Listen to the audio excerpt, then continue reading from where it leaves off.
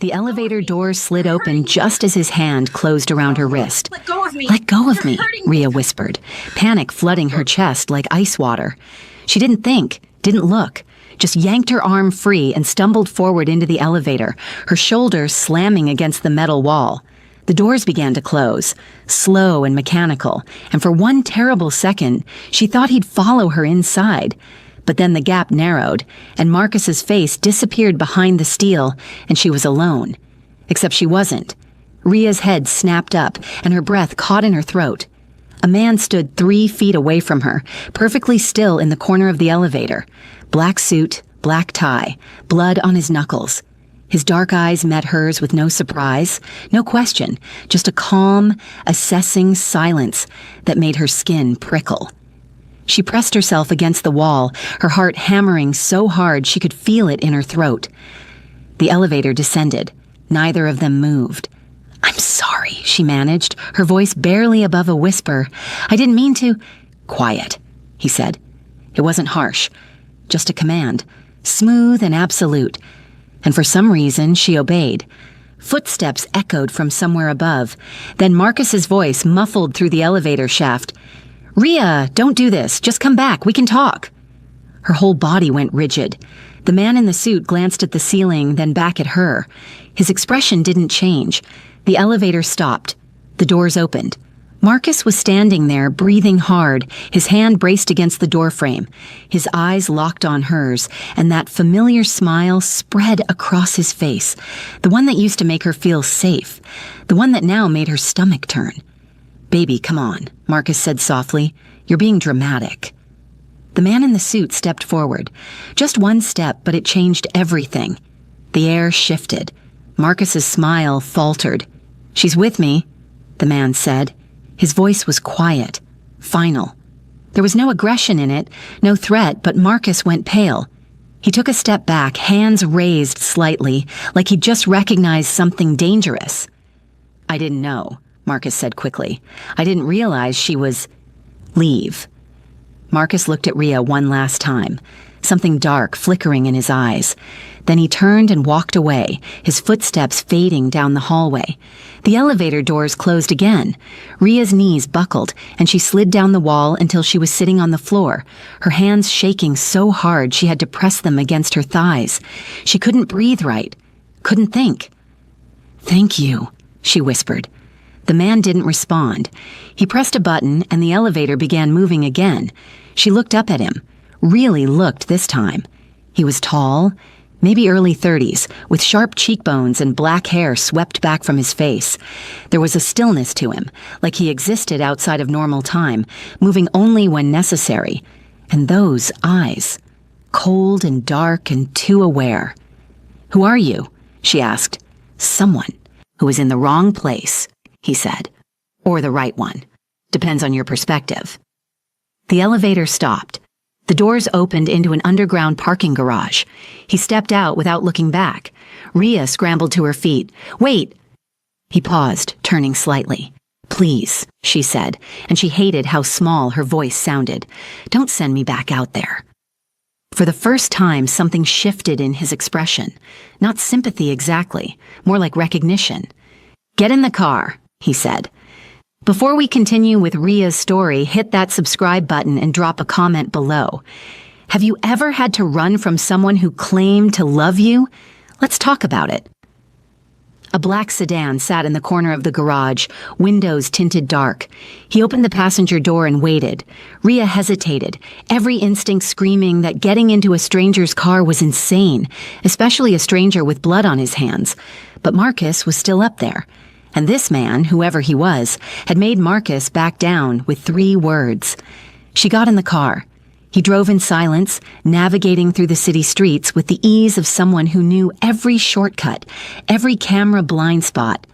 Rhea watched the buildings blur past, her mind racing. "Where are we going?" she asked. "Somewhere safe." "That's not an answer. It's the only one I'm giving right now." She pressed her lips together, frustration cutting through the fear. "I need to know who you are. I need to understand what just happened back there." "My name is Kim Yoo-jun," he said. And what happened back there is I stopped a man from taking something that didn't belong to him. I'm not a thing. No, he agreed. You're not. The car pulled into an underground lot beneath a sleek high-rise. He parked and got out, and after a moment, she followed. They took a private elevator up, his hand hovering over the button panel before he pressed the one marked with a simple dash, no number. The kind of floor that wasn't supposed to exist. The elevator opened into a penthouse apartment. Floor-to-ceiling windows overlooked the city, lights glittering like scattered diamonds. The furniture was minimal, expensive, impersonal. It felt less like a home and more like a hotel room for someone who never stayed long enough to leave a mark. Eugene shrugged off his jacket and draped it over a chair. Rhea noticed the blood on his knuckles again, already drying to a dark rust color. "Are you hurt?" she asked before she could stop herself. He glanced at his hand like he'd forgotten about it. "No? Then whose blood is that? Someone who made a poor decision." A chill ran down her spine. She wrapped her arms around herself, suddenly very aware that she was alone with a man she didn't know, in a place no one knew about. I should go. Where? The question hung in the air. Where would she go? Back to her apartment, where Marcus had the key. Back to her office, where he knew her schedule. Back to any of the places he'd already found. Her a dozen times before? "I don't know," she whispered. Eugene walked to the kitchen and poured 2 glasses of water. He set one on the counter in front of her. "Sit," he said. "You're shaking." She was. Her whole body was trembling like she'd been standing in the cold for hours. She sank onto one of the bar stools and wrapped her hands around the glass, letting the coolness ground her. "Why did he leave when you told him to?" she asked. "Because he recognized what I am." "And what's that?" Eugene's eyes met hers, and for the first time, she saw something almost like honesty there. "Someone you should run from." Rhea spent that first night on the couch, fully dressed, unable to sleep. Eugene had disappeared into another room without a word, leaving her alone with her thoughts and the city lights blinking through the windows. Every time she closed her eyes, she saw Marcus's face in the elevator doorway, that smile that had once meant comfort and now only meant control. When morning came, she found Eugene in the kitchen, making coffee. He'd changed into a fresh shirt, charcoal gray and perfectly pressed. The blood was gone from his hands. "I need to go to work," Rhea said. He glanced at her. "Do you?" "Yes. I have a project deadline, and I need my life to be normal, or at least look normal, because if I don't show up, Marcus will—" "Marcus won't do anything," Eugene interrupted. "I made that clear. You don't know him. I know men like him." He poured coffee into 2 cups, black, no sugar. They operate on perception of power. Right now, he thinks you're protected. He'll wait. Wait for what? For me to lose interest. He slid 1 cup across the counter to her. For you to leave. For an opening. Rhea wrapped her hands around the cup, letting the heat seep into her palms. "So what am I supposed to do? Hide here forever?" "No, you're supposed to tell me who you are and why he thinks he owns you." The directness of it caught her off guard. She'd expected questions, sure, but not this blunt demand for her story. Still, something about the way Eugene asked made it feel less like an interrogation and more like a transaction. Information for safety. Simple. "My name is Rhea Song," she said. "I'm a junior architect at Morrison & Lee, and Marcus doesn't think he owns me. He just thinks he's the only reason I exist." Eugene leaned against the counter, waiting. "I met him 3 years ago," Rhea continued, the words coming out flat and rehearsed, like she'd told this story to herself 100 times. "I was broke, trying to finish my degree, working 2 jobs and still couldn't make rent. My mom was black, my dad was Korean. He died when I was 6, and after that, his family stopped talking to us. My mom did her best, but we moved a lot. Shelters, relatives' places, cheap motels. I never had a space that felt mine." She took a sip of coffee, bitter and strong. "When I met Marcus, he seemed like everything I needed. Stable, reliable. He helped me with rent, co-signed my apartment, got me an interview at the firm where I work now, and for a while it was good. I thought I was lucky." When did it change? Eugene asked. Slowly. So slowly I didn't notice until I was already trapped. Ria's voice dropped. First, he wanted to manage my money because I was bad with budgets. Then he didn't like my friends because they were distracting me from my career. Then he needed to know where I was because he worried about me. Every boundary I tried to set, he found a way around. And the worst part? He never yelled, never hit me, just made me feel like I owed him everything. Debt, Eugene said quietly. The cleanest cage. Ria looked at him, startled. Yeah, exactly that. So why run now? Because yesterday, he told me he'd talked to my boss, told him we were getting married, that I'd probably want to go part-time after the wedding, maybe start a family soon. Her hands tightened around the cup. I never said yes to any of that, but he was already building the cage smaller, and I realized if I didn't leave right then, I never would. Silence settled between them, heavy but not uncomfortable. Eugene studied her with those dark, unreadable eyes. You design buildings, he said finally. It wasn't a question, but she nodded anyway. Adaptive reuse. I take broken structures and turn them into something livable, buildings people have given up on. Why? Because broken doesn't mean worthless, she said. It just means someone has to see what it could be instead of what it is. Something flickered across Eugene's face, too quick to read. He set his cup down. I have a business meeting. You'll stay here. I can't just hide. You're not hiding. You're giving him time to make a mistake. He grabbed his jacket from the back of a chair. There's food in the kitchen. The doors lock from the inside. Don't open them for anyone. Eugene, she said, and he paused at the door. Why are you helping me? He didn't turn around. I'm not helping you. I'm keeping you out of the way. Then he was gone.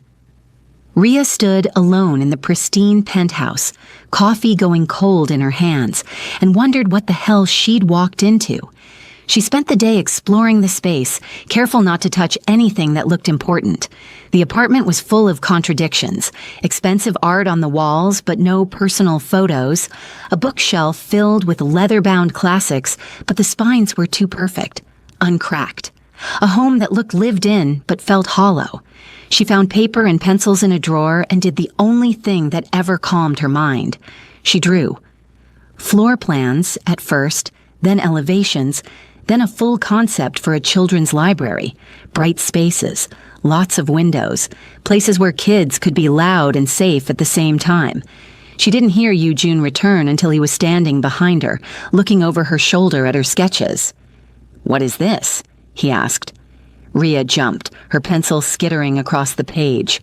"Jesus, you're quiet." "What is it?" he repeated. "A library for kids."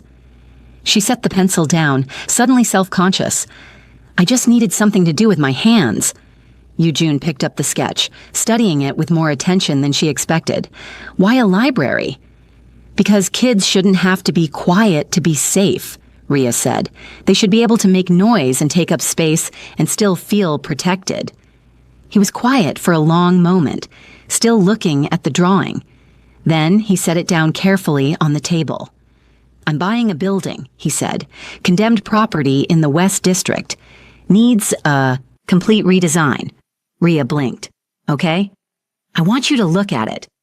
I'm a junior architect. I don't do commercial projects." "You do now."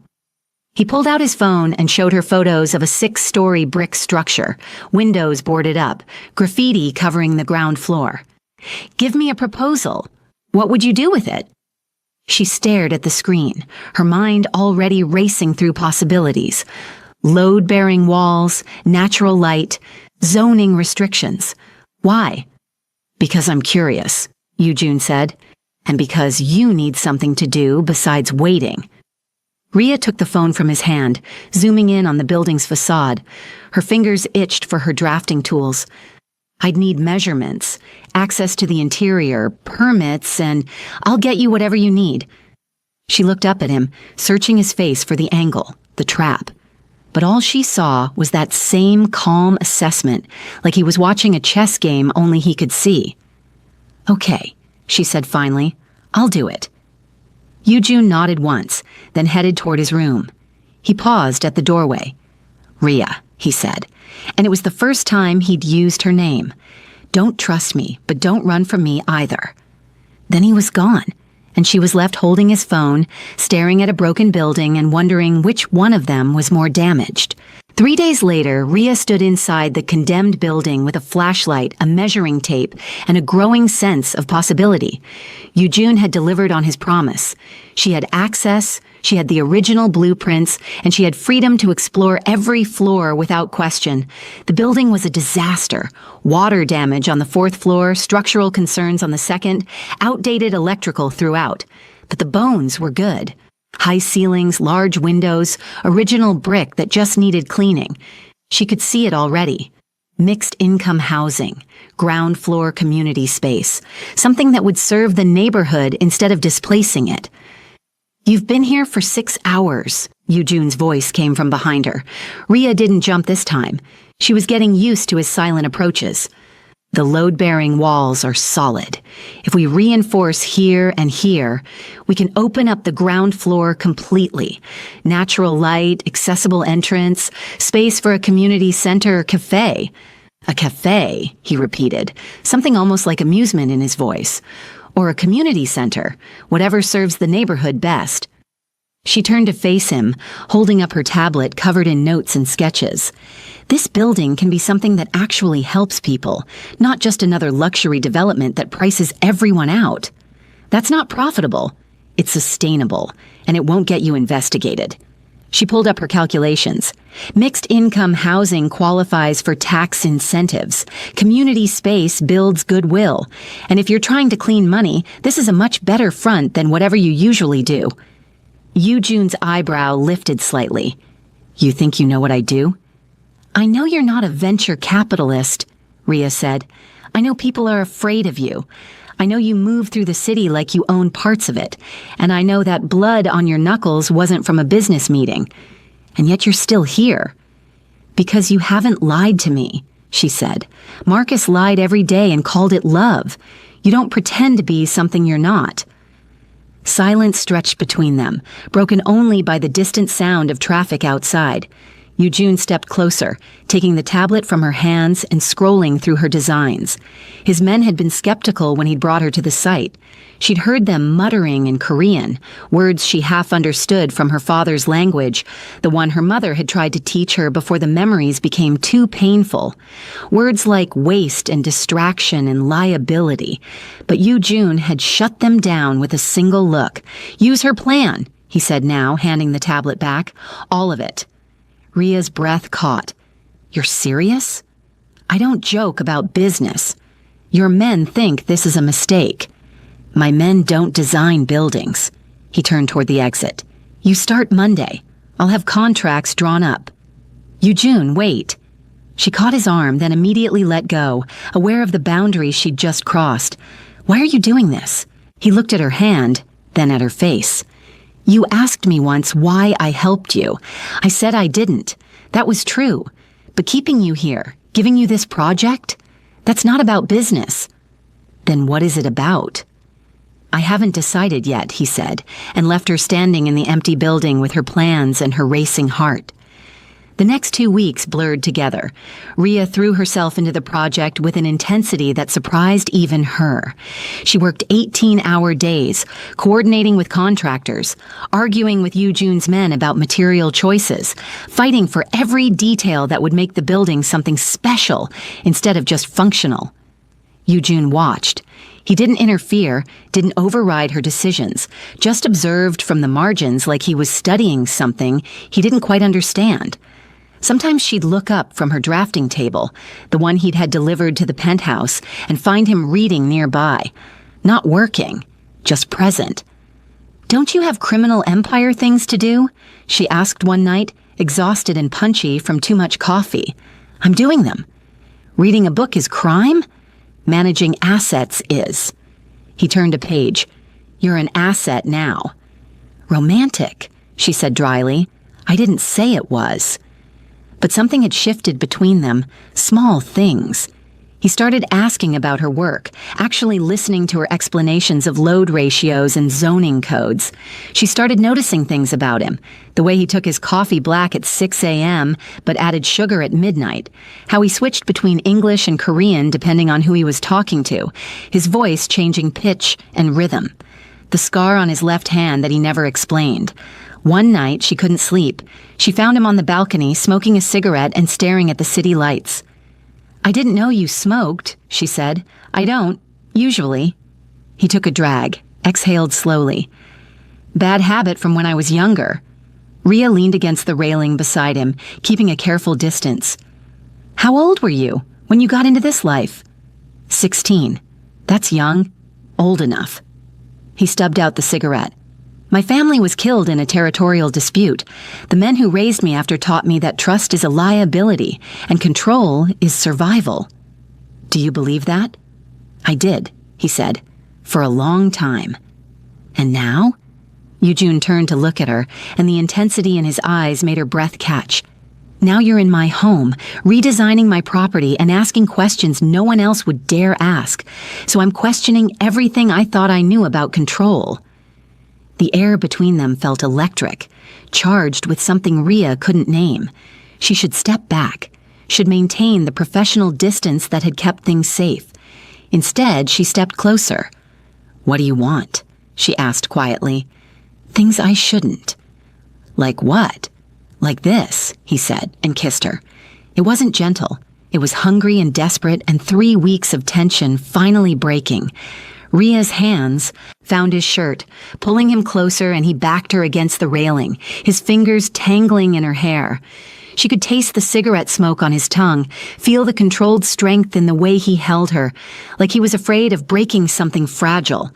When they finally broke apart, both breathing hard, Yujun rested his forehead against hers.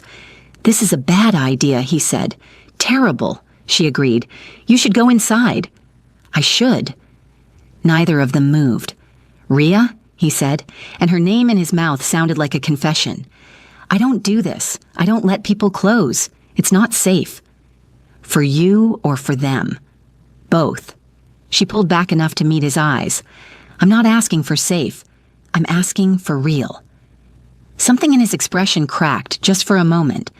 Then he kissed her again, slower this time. Deliberate. When he pulled back, his thumb traced her jawline. "Come inside," he said. "Not because I'm telling you to, because you want to." And God help her, she did. If you're still watching, drop a comment and let me know. Should Rhea trust her heart or her head? And don't forget to like and share this story with someone who needs to hear it. They didn't make it to the bedroom immediately. They stood in the living room, the city lights casting shadows across Yoo-jun's face, and Rhea realized she was terrified, not of him, of herself, of wanting something this badly when wanting had always led to losing. "Wait," she whispered. Yoo-jun stopped instantly, his hands on her waist but not moving. "Tell me what you need." "I need you to promise me something." "What?" "If I do this, if we do this, and you decide I'm not worth the risk, you tell me. You don't just disappear. You don't make me guess." Her voice cracked. "Marcus never gave me that. He just kept taking and taking until there was nothing left." Yoo-jun's jaw tightened. "I'm not him." "I know, but I need to hear you say it." He lifted her chin, forcing her to meet his eyes. "If this becomes something I can't handle, I'll tell you. I won't lie, I won't pretend, and I won't make you feel small for trusting me." "Promise?" "I promise." She kissed him then, really kissed him, and this time when he led her to his bedroom, she went willingly. What happened next was careful and intense, Yoo-jun checking in at every step, asking permission with his hands and his eyes and his words. When Rhea froze halfway through, a flash of Marcus's face intruding on the moment, Yoo-jun stopped immediately. "Hey," he said softly, pulling back. "Look at me." "I'm sorry," she whispered, hating the tears that pricked her eyes. "I want this. Don't apologize." He brushed her hair back from her face. "We stop. Right now. It's okay." "I don't want to stop." "Then we go slower. Or we stop completely. Your choice." Ria took a shaking breath, grounding herself in the present, in Yoo-jun's patient eyes, in the way he waited without pressure, without judgment. "Slower," she said. "I want slower." And he gave her that, took his time, let her lead when she needed to, followed when she wanted him to. By the time they finished, Ria was crying for different reasons, overwhelmed by the gentleness of it, by the way Yoo-jun held her after like she was something precious instead of something conquered. "You okay?" he asked, his thumb wiping away her tears. "Yeah," she said and meant it. "I think I am." They lay tangled together in the dark, and for the first time in 3 years, Ria felt safe enough to sleep without checking the locks. The next morning, everything felt different and exactly the same. Yoo-jun made coffee. Ria reviewed blueprints, but now there were small touches. His hand on the small of her back as he passed, her fingers grazing his arm when she reached for her cup. A new language they were learning together. "I have a meeting tonight," Yoo-jun said over breakfast. "Business, the kind you shouldn't be around for." "Okay," Ria said, understanding what he wasn't saying. "I'll work on the permit applications." He nodded, but something in his expression was troubled. "Ria, there are parts of my life I can't change. Things I do that aren't—" "I know," she interrupted. "I'm not asking you to be someone else. You should, maybe, but I'm not." She set down her coffee. "You live in a world I don't understand. You do things that scare me, but you've never lied about it. And right now, that matters more than whatever moral high ground I'm supposed to take." Yoo-jun studied her for a long moment. "You're either very brave or very foolish. Can I be both?" He almost smiled. Almost. That night, Ria worked late at the penthouse, losing herself in elevations and material specs. She was so focused that she didn't hear the door open, didn't realize someone was in the apartment until a voice made her blood run cold. "Hey, baby." Marcus stood in the doorway, hands in his pockets, that familiar sad smile on his face. Ria shot to her feet, her chair clattering backward. "How did you get in here?" "I followed you last week, saw which building you went into." He stepped closer. "Wasn't hard to find the right floor. These luxury places, they all have the same security weaknesses." "Get out," Ria said, reaching for her phone. Marcus moved faster, grabbing her wrist, not hard enough to hurt, but firm enough to control. "Don't. I just want to talk." "Let go of me." "Ria, please, I know you're scared. I know I came on too strong about the wedding, but we can work through this." His voice was so gentle, so reasonable. "This guy, whoever he is, he's using you. Can't you see that? He's dangerous." "He's never pretended to be anything else," Ria said, trying to pull away. "You pretended to love me while you turned my life into a cage." "I do love you. That's why I can't let you throw everything away for some criminal." His grip tightened, and for the first time, Ria saw something ugly flicker in his eyes. "I've given you everything. 3 years of my life. Do you know what I've sacrificed for you?" "Things I never asked you to sacrifice," she shot back. "You're not a martyr, Marcus. You're a manipulator." He slapped her. The shock of it was worse than the pain. Marcus had never been physically violent, never crossed that line, and now they both stood frozen, staring at each other. His hand was still raised, trembling. Her cheek was on fire. "I'm sorry," he whispered, reaching for her. "God, Ria, I'm sorry. I didn't mean—" The door slammed open.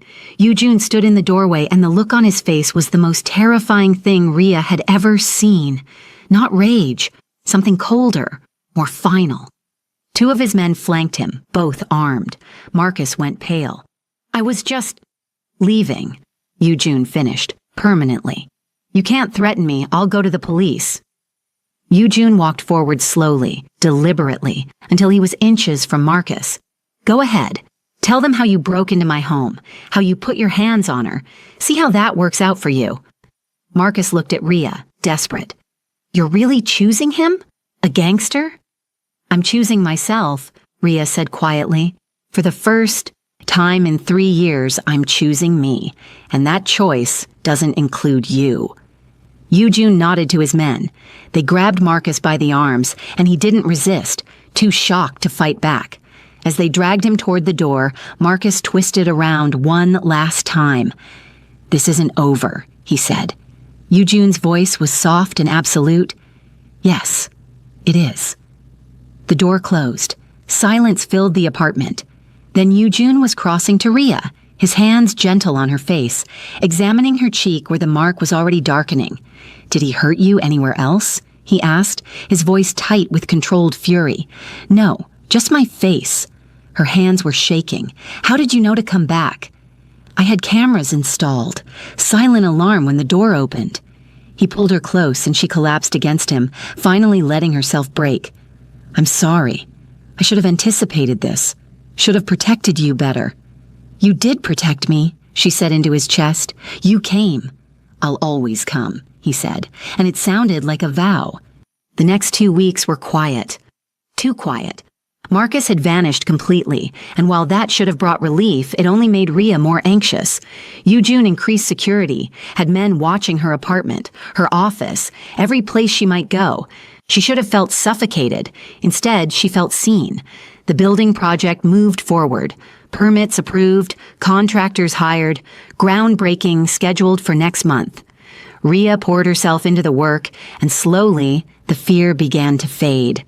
She started sleeping through the night, started laughing at Eugene's dry observations, started believing that maybe, just maybe, she could have this. Safety and passion and a life that was actually hers. Then Eugene's second-in-command, a man named Chen, pulled her aside one afternoon at the construction site. "You need to be careful," Chen said in Korean, probably assuming she wouldn't understand. "I am careful," Rhea replied in the same language, watching his eyes widen in surprise. Chen recovered quickly. "With him, I mean. You're making him weak, distracted. In our world, that gets people killed." "Maybe your world needs to change," Rhea said. "It doesn't change. It just eats people who can't keep up." Chen's expression wasn't unkind, just honest. "He's different with you. Softer. His enemies will notice. And when they do, they'll use you against him." "Is that a threat?" "It's a warning. From someone who's known him since he was 16 and had nothing." Chen switched back to English. "I'm not saying leave him. I'm saying understand what staying costs." That night, Rhea couldn't shake Chen's words. She found Eugene in his office, reviewing financial reports, and sat down across from him. "Chen thinks I'm making you weak," she said. Eugene looked up, no surprise in his expression. "Chen worries too much." "Is he right?" "Probably." Eugene set down his pen. "Before you, I made decisions based purely on strategy.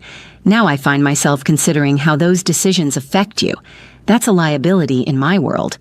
So what do? "We accept the risk," he said simply, "or we don't. But I'm not willing to give this up. Not yet." "Not yet," Rhea repeated. "What happens when the risk becomes too much?" "Then I'll tell you, like I promised." He stood, walking around the desk to pull her to her feet. "But right now, in this moment, you're worth every risk I'm taking." He kissed her, and Rhea let herself believe him. 3 days later, Marcus made his move. Rhea had gone back to her old apartment to collect the last of her things. Eugene had advised against it, wanted to send his men instead, but she'd insisted. She needed to close this chapter herself, needed to prove she could walk back into that space without breaking. She was packing her drafting tools when she heard the door open. Her blood went cold. Marcus stood in the doorway, but he looked different. Thinner, unshaven, wild-eyed. "I've been waiting for you to come back." "Get out, Marcus." "I can't. Don't you understand? I can't just let you go." He stepped inside, closing the door behind him. "I've lost everything because of you. My job, my reputation, everything. You lost those things because of your choices, not mine." "I made those choices for us," his voice cracked. "I gave up promotions to help you, turned down transfers to stay in the city. Everything I did was for you, and this is how you repay me." Rhea backed toward the window, her mind calculating distances and exits the way she'd been trained to analyze spaces. "Marcus, you need help. Professional help. This obsession isn't healthy. It's not obsession, it's love. He moved closer. And I know you still feel it too. You have to. We had 3 years together. 3 years of you controlling every aspect of my life. I was protecting you. From what? From having my own thoughts?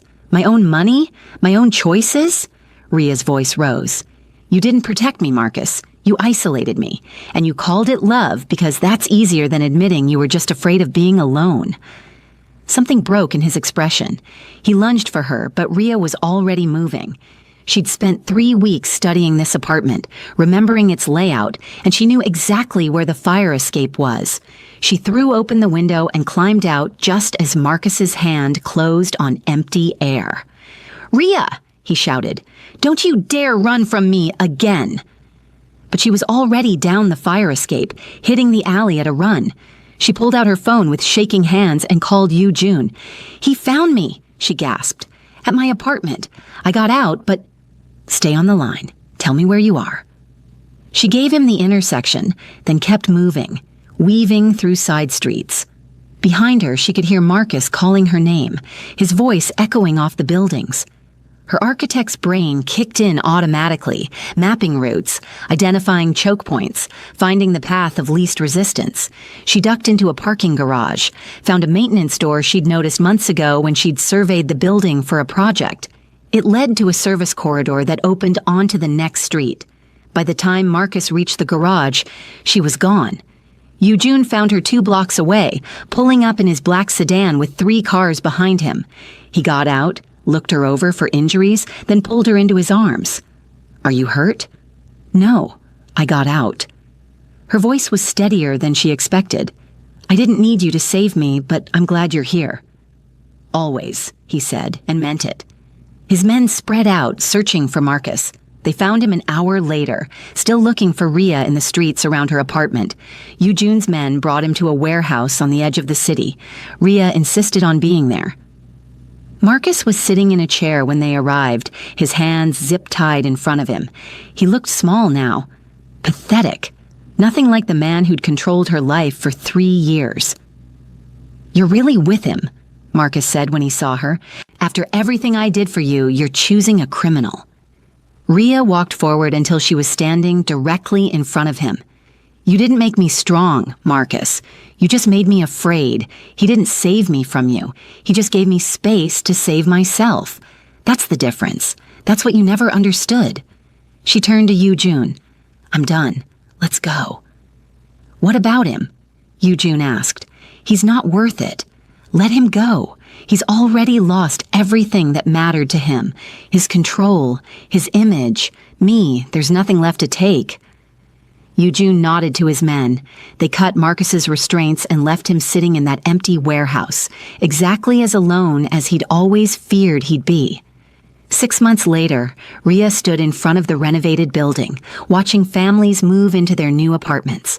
The ground floor community center was already bustling, kids running through the space she'd designed for them, the building she'd saved, the space she'd made real. Yu Jun stood beside her, his hand in hers. "You did this," he said. "We did this," she corrected. Her architecture firm was on the 2nd floor, her name on the door. Yu Jun had helped fund it, but it was hers, her designs, her team, her future. "I have something for you," Yu Jun said, pulling a small box from his pocket. Ria's breath caught. "Yu Jun." "It's not what you think, not yet." He opened the box to reveal a key. "I'm buying us a house, and I want you to design it.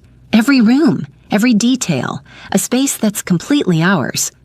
"Ours," she repeated, "if you want it." His dark eyes met hers, vulnerable in a way she'd never seen. "I know I'm not easy. I know my world is dangerous. But I love you, Ria, and I want to build something with you that's ours, not mine, not yours. Ours." Tears pricked her eyes. "I need full creative control." "Of course. And eventually, I want a ring, a real one." "Eventually," he agreed, smiling. "And you need to stop putting armed guards outside my office. The neighbors are starting to talk. We'll negotiate." Ria laughed, and it felt like freedom, like home. Like finally, after years of running, she'd found a place worth staying for. Not because someone had built a cage and called it love, but because someone had given her space and called it trust. She kissed him there on the street, in front of the building she'd saved and the life she'd built. And for the first time in her life, Ria Song felt like she belonged to herself. And that was worth everything. So what did you think? Drop a comment below and tell me. Have you ever had to choose yourself over someone who claimed to love you? And if this story moved you, hit that like button and share it with someone who needs to hear it. Sometimes the bravest thing we can do is walk away from what's familiar and into what's real. Thanks for watching, and I'll see you in the next one.